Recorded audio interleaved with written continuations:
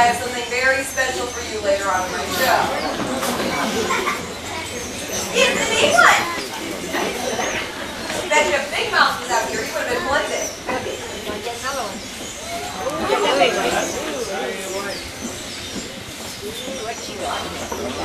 Going!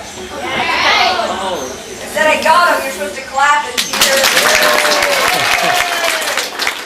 Big Mouth. Be big enough. Okay. Now what I have here to share with you folks today is a very happy, very cooperative, 3.5-foot, 3.5-year-old American alligator.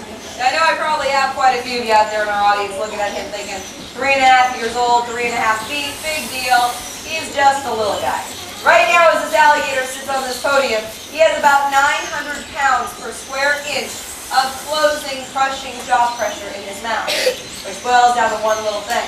Anything of mine gets too close to his mouth and he shuts it. It is no longer mine, it is his. Hopefully, we won't demonstrate this today. Now, alligators are also very unique creatures. They're actually built on what we call a 3-valve system. First set of valves are located right here. Those are his nostrils.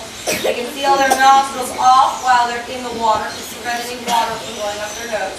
Second set of valves are behind their eyes. There's a slit on either side of his head. Those are his ears. They can also seal their ears off while they're in the water to prevent any damage from happening to the internal parts of their hearing. An alligator's hearing is so delicate and so keen, a female alligator can actually hear her mate bellowing to her 3 miles away. Now ladies, aren't we glad our hearing's not that good? The third and the final valve, this little guy does love to show off, so please bear with me here for us.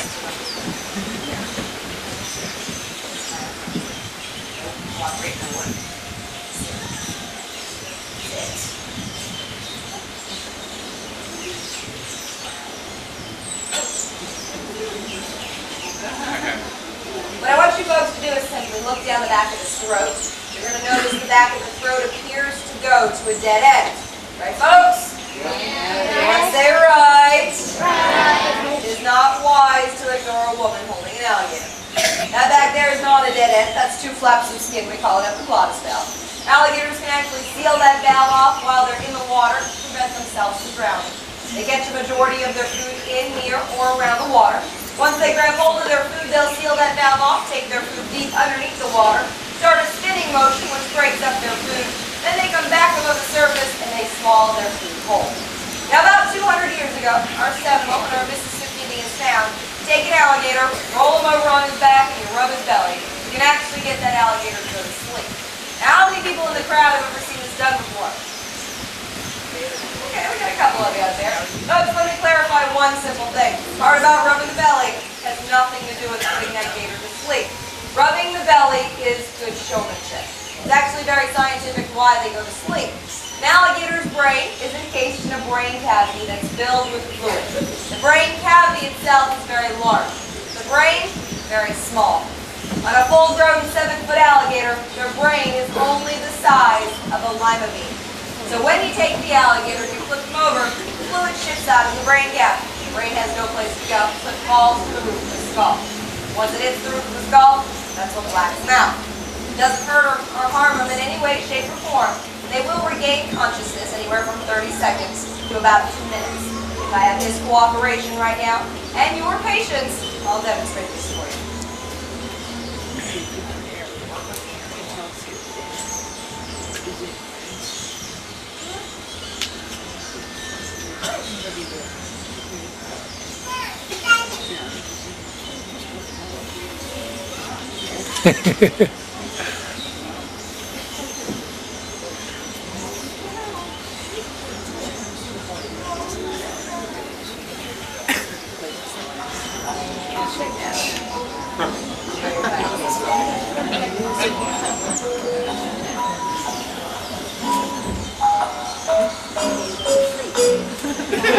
Wouldn't it be nice to put your kids to sleep that quick? We've tried, it doesn't work. Now I'm going to roll him back on over and you'll notice he regains consciousness right away. He's alive and well, no harm done. He'll sit here, behave himself, and that's how you put a gator to sleep. Now, folks, there is one last thing I do want to share with you before I put him up that we here at Silver Springs hear quite a bit. The story about the alligator being able to stand up on all 4 legs like a big lizard and chase you down on land. People were always very curious to find out, is this true or will it happen? Folks, it is very true, and yes, it can and will happen. On land, a 7-foot alligator can reach speeds anywhere from 14 to 20 miles per hour. This is for very short bursts of speed, 10, 20 feet tops. Their little legs cannot support their heavy bodies for very long. And most often when they run, it's in a straight line. Now, what is it said you should do if you're ever being chased by an alligator? Zigzag. Zigzag, exactly. Now think about that logically for just a moment. You have a 7-foot alligator running 20 miles an hour in a straight line. You start to zig and zag in front of him. One of your zigs or one of your zags, you are directly in front of his mouth again. All you've just accomplished by zigzagging is looking very silly right before he bites you. Folks, you'll be amazed how fast you can run in a straight line when you have a 7-foot gator behind you. Keeping that thought in mind, there is one thing you can remember, and it works well. You don't have to be faster than the alligator, be faster than the person you're standing next to. Ladies and gentlemen, this is an American alligator. See you later, alligator.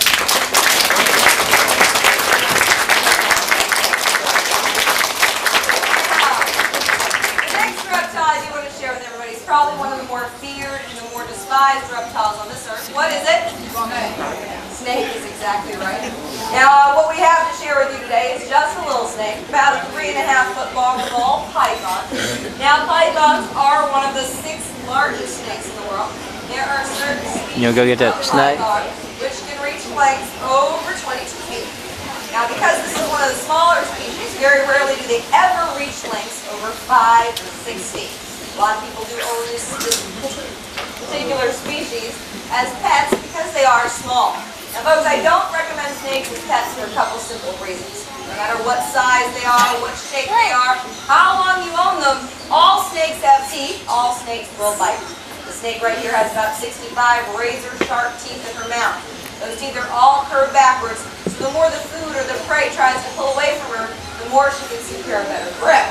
Now, a lot of people are also fearful of the snake's tongue. They think that the tongue will burn them or sting them in some sort of way. Now, what does the snake actually use her tongue for? Smell is exactly right. She'll take her tongue, stick it in and out of her mouth, grabbing particles of air. She'll then bring them back into a unique organ in her mouth called the Jacobson organ. That way she can decipher what surrounds her at all times. Friend or foe, lunch or dinner. Now, just out of curiosity, how many people out there have ever held a snake? Held a snake, just raise your hand for me. Let me see who you are. Held a snake, hold it in the air. Okay, put it down. Now, I'd like to see by a show of hands how many people have never held a snake. Never held a snake. Raise your hands. Now, you've held a snake. Folks, I know we just met, but some of you are not being honest. I'm staring right at you, ma'am, in the gray. Don't turn around, ma'am. Ma'am, what is your name? Sandy. Sandy. Sandy, where are you from? Gainesville. So you speak English. I speak English. So what part of my 2 questions didn't you understand? The proper one or the general one? Well, you didn't raise your hand either time, so we're going to give you a chance to redeem yourself right now, Sandy. Sandy, if you have never held a snake, raise your hand. If you have held a snake, raise your hand. Thank you for volunteering.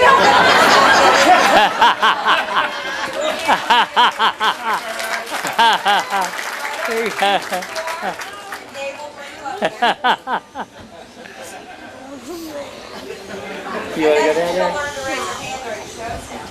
And you know what? I need a small volunteer. Young man in the purple. Why There don't you go. come on down here, buddy? Let's give this little guy a hand. Come on stage with me. Once we get him down here, we're going to stand right there, Sandy. That's perfect. Come on in here, buddy. You're going to be great. If there is, don't pet him. There you go. Now, while you guys are in my theater, you need to keep in mind you are in a theater right now with 19 live American alligators, okay? So if you get nervous, do not run there. Don't run there. If you run either way, you will become part of a show we have to schedule, okay? Young man, what's your name? Lane? Where are you from, Lane? Are you having a fun day at Silver Springs? Lane, do you like snakes? You're a little nervous here, Lane. Have you ever held one before? What kind of snake was it that you held? It was a black one. Okay, well today you're going to hold a ball python, okay? What I want you to do before we go any farther is just touch your tail on nice. It's not going to hurt you. I wouldn't let anything happen to you, okay? As a matter of fact, what I need you to do, ladies, take the next page. You're going to face out towards the audience. You both your hands put here like that. I'm going to drape her across your hands for a picture, okay? And while she's across your hands, if you get nervous and you don't want to hold her anymore, let me know. I'll take her right away from you, okay? Don't throw her on the ground. You'll hurt her. Don't throw her out there. They don't want her, all right? All right, lady, you're starting. You can do this? All right. There you go. Hold on to her. Look at that camera. Smile big and say snake lips. Let's give him a big lift. Okay. Over here. Stand right here by this rock. I want you to watch all the alligators. If any of them start sneaking out of the water, let me know so we can get out of here, okay? Nice. Now, what snake was it you held? Remember? It was a snake. Okay, well that's pretty specific there. What I want you to do is touch the snake right here. Now I can see you're real nervous about this. You really don't want to hold this snake here. Well, this isn't the snake you're going to hold.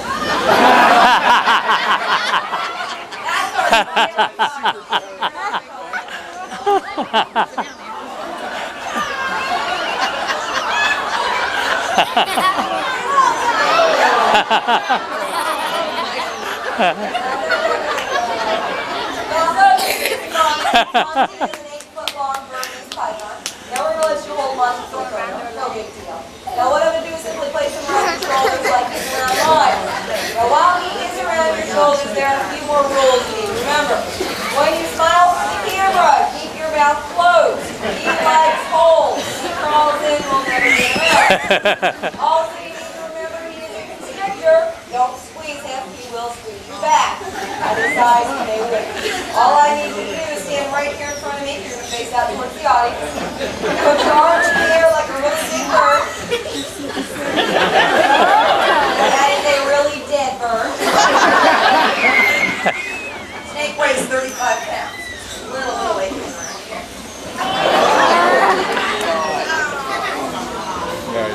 Keep breathing. That's very important.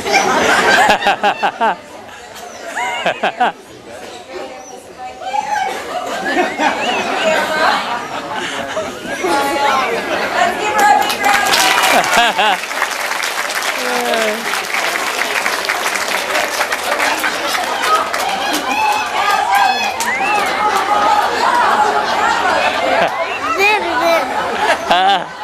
Hey, come on. I'm laughing.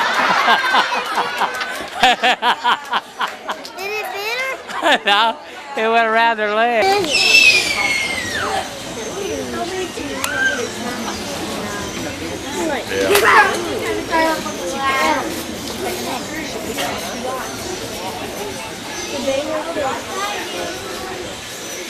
An alligator's coming out.